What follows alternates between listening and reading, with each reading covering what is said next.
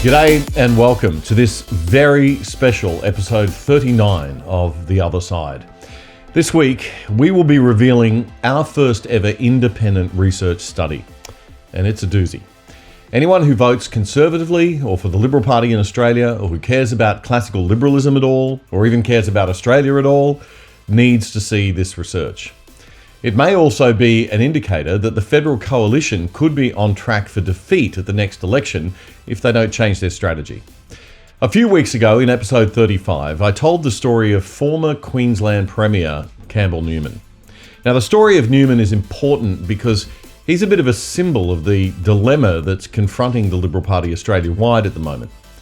And in a moment, I'm going to reveal the research, which was commissioned by The Other Side and conducted for us by the globally renowned independent market research firm Ipsos, that should send shockwaves through the Liberal Party, especially at a state level in Queensland, and also federally because of the national importance of Queensland to the feds in the upcoming election. It's always been the case that the Liberal Party was a broad church, as John Howard used to like to say.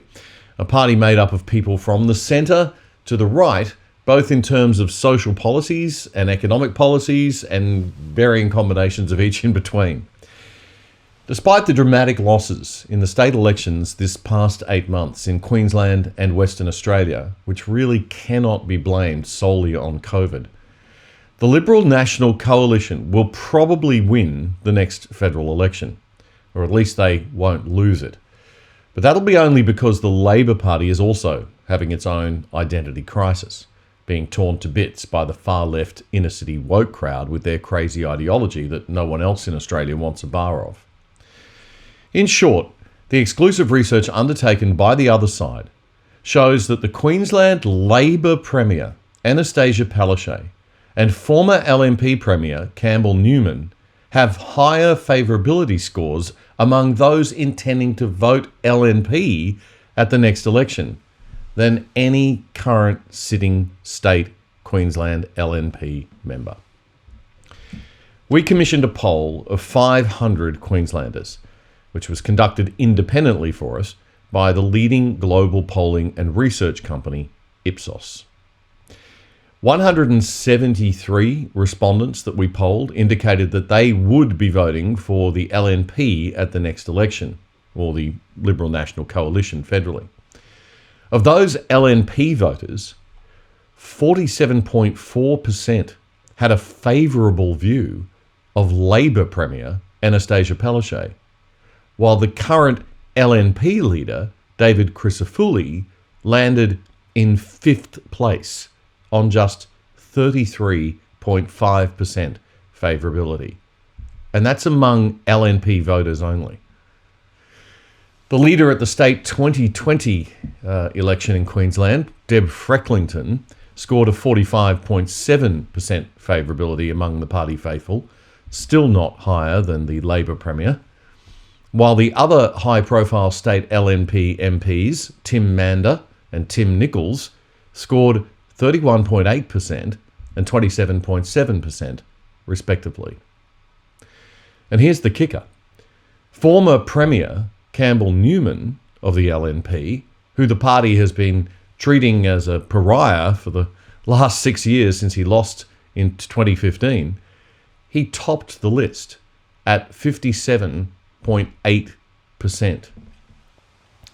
Now that's surprisingly high considering how much mud has been thrown at Newman since he lost in 2015. And it has big implications for the federal election, which will depend heavily on success in Queensland. Former LNP leader Lawrence Springborg, who's running to become the party's next state president, scored 49.7% favourability among LNP voters, also well ahead of any sitting LNP Member of Parliament. So what does all this mean? I think it means that the wishy-washy approach being taken by the Liberal Party all over the place isn't working, and it isn't going to work. Here's the way I see the Aussie political landscape right now. From the 1970s Whitlam era on, left-wing cultural ideas and political policies have dominated our culture. we've shifted away from small government liberal principles of personal responsibility, the family as the most important social unit, and conservative ideas of respect for institutions and slow, incremental, cautious change. We've also seen a shift towards pouring disdain on our Western European heritage and values, focusing on all the bad stuff, and in ignoring many of the great things about our historical roots. Culturally, we've moved as a nation steadily towards big nanny state principles and more government bureaucracy. We want the government to take care of everything. And we're buying into a very negative opinion of our heritage and history. It doesn't really matter who wins the elections now, because the people who really run the country and the states are the unelected bureaucrats and technocrats who control our government departments. And they will always be in power. As Peter Credlin wrote in the Murdoch Press a few weeks ago, outside the Canberra bubble, nobody knows the names of our departmental heads, but these people matter. Credlin writes, especially when ministers turn over with bewildering rapidity or are not take-charge types, departmental secretaries and their deputy secretaries below them can easily become the de facto government of our country. Credlin notes that with 5 prime ministers, 5 treasurers, 5 attorneys general, and 7 defence ministers since 2013, it's hardly surprising the underlings in the public service have taken control of the ship from the duly elected ministers. Under John Howard, we had the same Prime Minister, Treasurer and Foreign Minister for 11 years. The only answer to this takeover by the bureaucracy are those unicorn politicians that somehow defy all the odds and manage to come in from the outside and really stir things up every now and again. Campbell Newman is a good case study for the whole country because he was the last of these not very politician-like politicians in Australia, I think. Jeff Kennett probably also fits that mould. Now, while these guys can be a big shock to the system needs a shock every now and then. Our major political parties and leaders, including ScoMo, are currently scared witless of upsetting the perceived, and I say perceived, majority. Our exclusive research shows they are very much missing the point. Instead of seeking to silence the outspoken change agents, like Newman, the party should be promoting them. If Newman is still the most recognised and liked LNP politician in Queensland, even after all the mud thrown at him for 6 years by both sides of politics, imagine how high he'd be rating if they defended and stood up for his record. And how many other Campbell Newmans are out there, stymied by an all-too conservative party executive and seat-warmer MPs protecting their own political careers? Let's recap a little bit on the segment I did on Campbell Newman from episode 35 last month. This followed news that the Liberal National Party of Queensland had decided to let him actively back into the party after treating him like a pariah for the past 6 years. Not everyone was happy about it.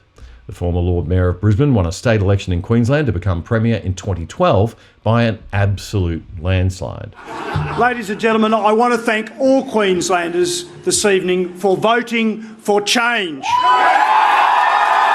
But then he promptly lost again in 2015. My political career is over. It is over. And least...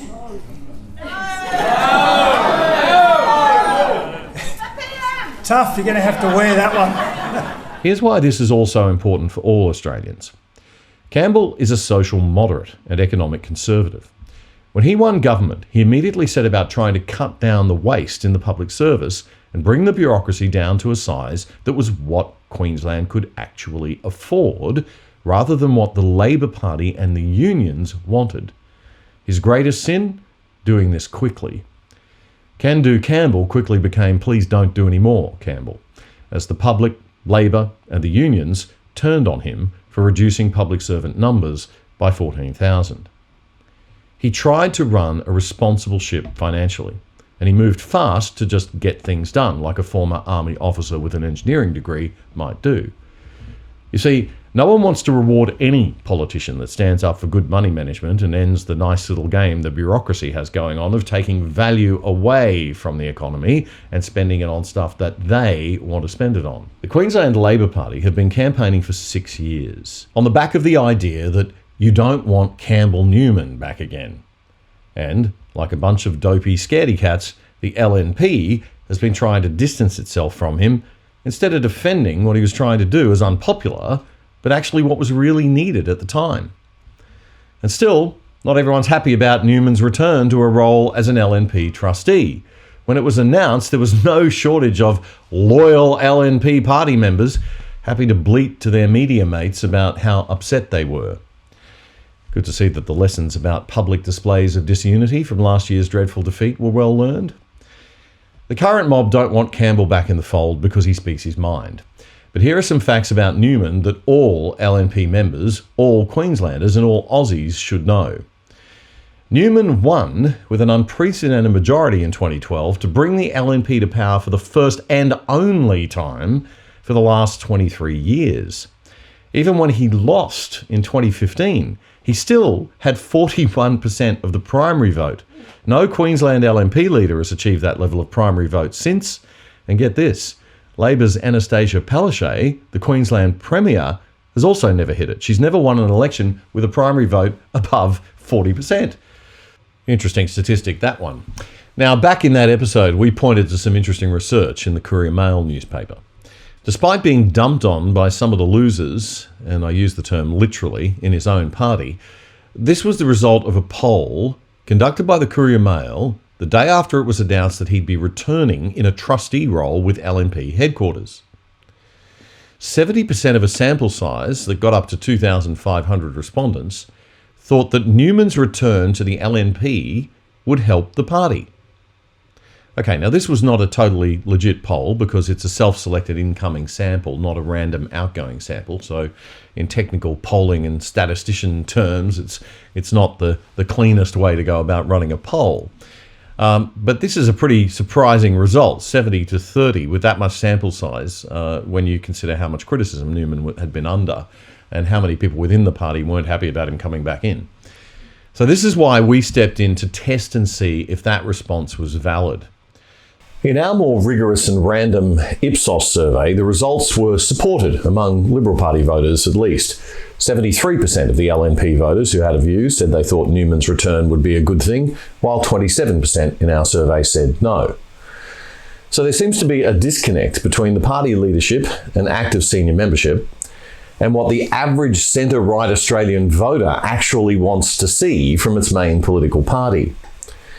The faithful want a Liberal Party that's going to stand up for Liberal values proudly, loudly and firmly, not one that's pushed around by an agenda set by the Labor Party, constantly on the back foot, playing defence.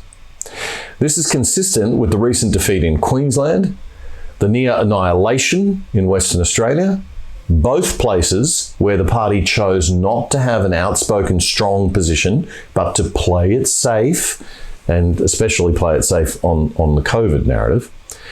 It's also consistent with the rising frustration with Scott Morrison's apparent lack of willingness to stand up for traditional Liberal values by strongly supporting civil liberties, freedom of movement, and small businesses during the COVID crisis, while still keeping everyone as safe as Gladys has done in New South Wales. That's all the message has to be. We will keep you safe, and we won't deprive you of your fundamental civil liberties or start using the police force like some sort of Stasi against our own public for political purposes. It's not a very difficult message to deliver. It's one that the Liberal Party could be delivering quite strongly and simply isn't. They have a great case study in New South Wales in terms of how you manage COVID well, and they could be following that and still taking a very strong stand on true Liberal values.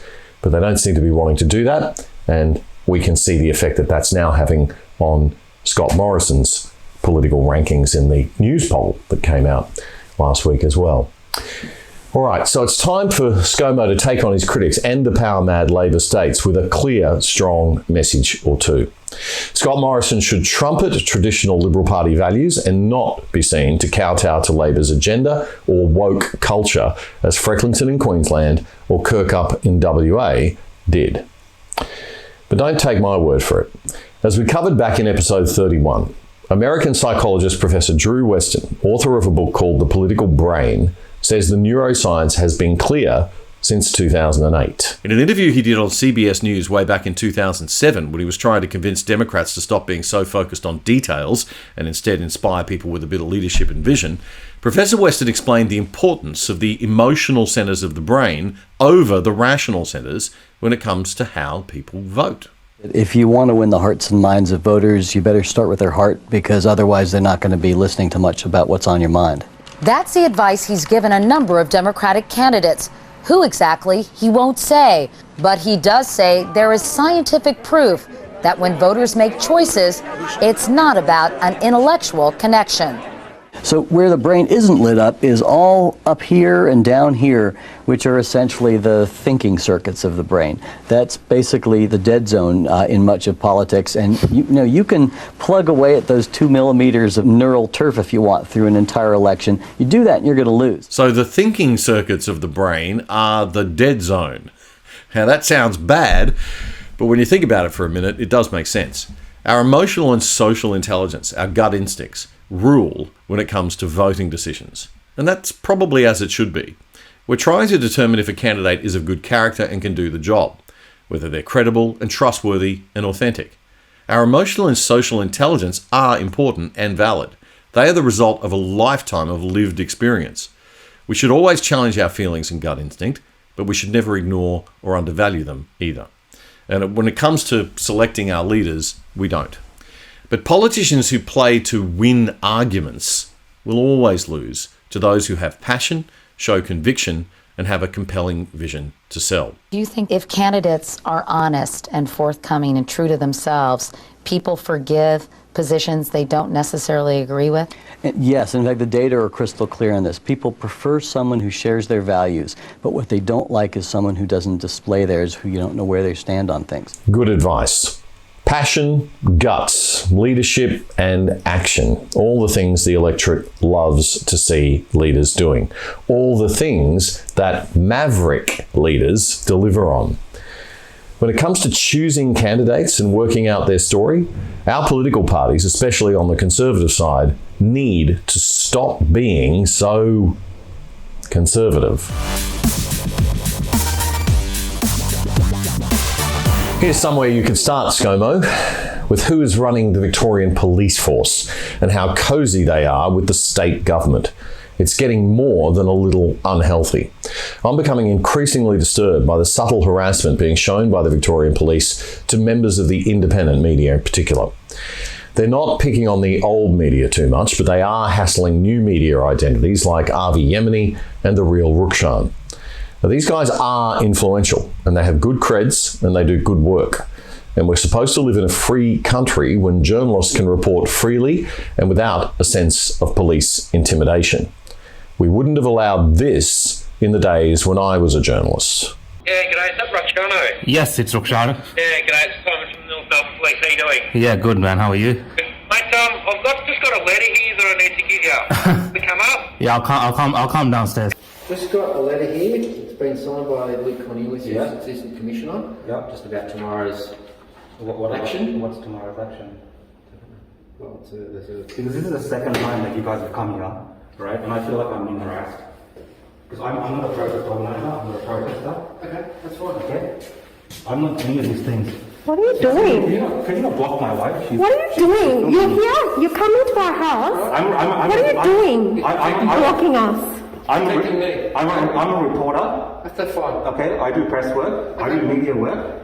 So I don't know why the police keep coming to my house to harass me and to intimidate me, man. It's really unfair. Intimidating you at all? Nah, I'm not intimidating you. I'm just standing in front of your home and your wife, dressed in black and heavily armed, with my colleague here, dressed in black and heavily armed, waving a warning letter from the Deputy Police Commissioner of your state, Luke Cornelius, that you better not show up and report on the protests. That's not intimidating at all. Very professional.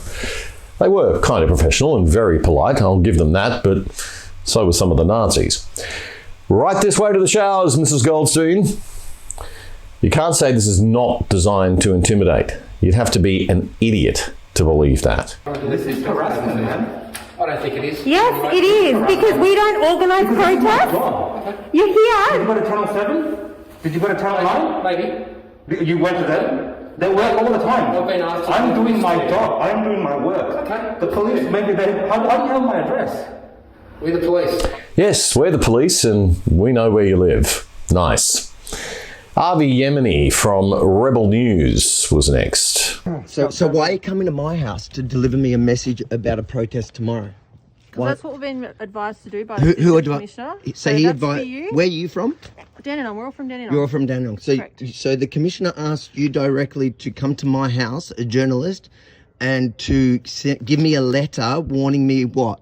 I don't know. It's in there. You've got to read it, mate. So That's all We've it is. we've just been asked to serve the letter, mate. That's all. And what's your name, miss? What's your name? Constable Chrissy Flavey. Chris. All right. Please don't come to unless you go. Are you on your list tonight? Is Channel 7, 9, or 10?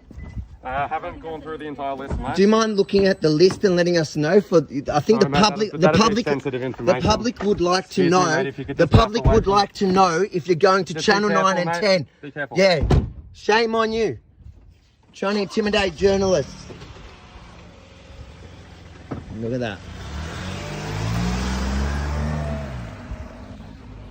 Let me make one thing absolutely clear. I'm not going to be intimidated by any cops. I don't care if the commissioner, the assistant commissioner came himself to deliver that message. I'm going to be there tomorrow to do my job as a journalist for Rebel News.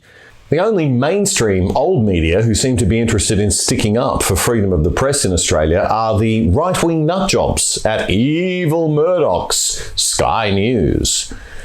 All my social justice loving lefty mates from my journalism days who are still in positions of power in newsrooms around the place seem to be happy to see independent journalists get harassed. Thank God for Rupert, and thank God for Rowan Dean. Avi has covered the overreach of the police, of the Victorian Police, through all of Victoria's lockdowns. And I would argue that he not only has the right, but the professional duty to cover yesterday's demonstrations. Yet look what happened the night before, Friday night, before yesterday's demonstration. This is life in modern Melbourne. Avi got a Stasi-like knock on the door at 8:30 at night. Put aside the grotesque actions of a police commissioner having the power to decide which journalists may or may not attend an event, a totalitarian giveaway if ever there was one. But you know we have crossed a very dangerous and scary line when the police start deciding in advance who is likely to commit possibly a crime in the future. Reminds me a bit of the totalitarian goons in Tom Cruise's Minority Report. That's Rowan Dean from Sky News and The Spectator magazine. That's it for episode 39. We'll see you again soon.